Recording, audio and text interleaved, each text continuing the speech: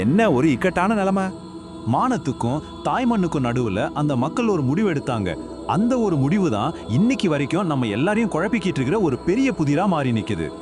அந்த 84 கிராமத்தோட தலைவர்களும் ஒன்னா கூடி ஒரு ரகசிய பஞ்சாயத்து போடுறாங்க.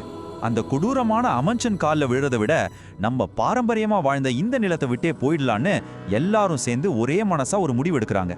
அதுவும் ஒரே ராத்திரியில. அவங்களோட பிளான் ரொம்பவே கச்சிதமா இருந்திருக்கு. ஒரு கொடுங்கோலனுக்கு எதிரா ஒரு சத்தம் கூட இல்லாம செஞ்ச ஒரு அமைதி புரட்சின்னு கூட சொல்லலாம். ஒரு விளக்க கூட எரியல. அந்த ராத்திரியோட இருட்டியே தங்களுக்கு சாதகமாக்கி தங்களோட எதிர்ப்பை காட்டிட்டு போயிருக்காங்க.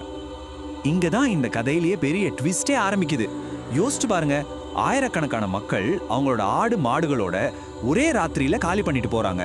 ஆனா பக்கத்து ஊர்ல ஒருத்தருக்கு கூடவா தெரியாது, ஒரு சின்ன சத்தம் கூட யார் காதுலயும் விழலையாம். இது எப்படிங்க சாத்தியம்? அந்த மக்கள் வெறுமனே அவங்க வீடுகளை மட்டும் காலி பண்ணிட்டு போகல. அவங்க போகும்போது இனி வர தலைமுறையே நடுங்க வைக்கிற மாதிரி ஒரு எச்சரிக்கையும் அந்த மண்ணுல விட்டுட்டு போயிருக்காங்க. ஆமாங்க, அது ஒரு சாபம். குல்தாரா மேல அவங்க விட்ட சாபம் அது. நாங்க பட்ட கஷ்டத்தை இனி யாருமே படக்கூடாது, இந்த கிராமத்துல இனி யாருமே நிம்மதியா வாழ முடியாதுன்னு சபிச்சுட்டு போனாங்களாம். அந்த சாபம் இன்னைக்கும் பலிக்குதா என்ன? இன்னைக்கும் பாராநார்மல் ஆராய்ச்சியாளர்கள், வரலாற்று ஆய்வாளர்கள்னு நிறைய பேர் இந்த இடிஞ்சு போன இடத்துக்கு வராங்க. அவங்கள பொறுத்த வரைக்கும் இது இன்னும் முடிக்கப்படாத ஒரு கேஸ். அதனால நவீன கருவிகளை எல்லாம் வச்சு ஏதாவது சின்ன க்ளூ கிடைக்குமான்னு தேடிக்கிட்டே இருக்காங்க. இதெல்லாம் சும்மா கட்டுக்கதைன்னு நினைச்சிடாதீங்க.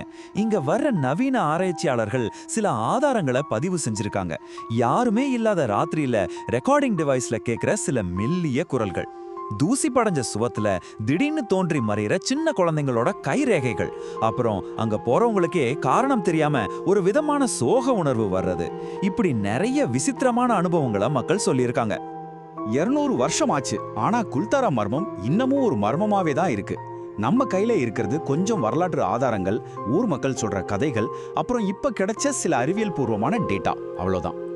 சோ மொத்தத்துல இந்த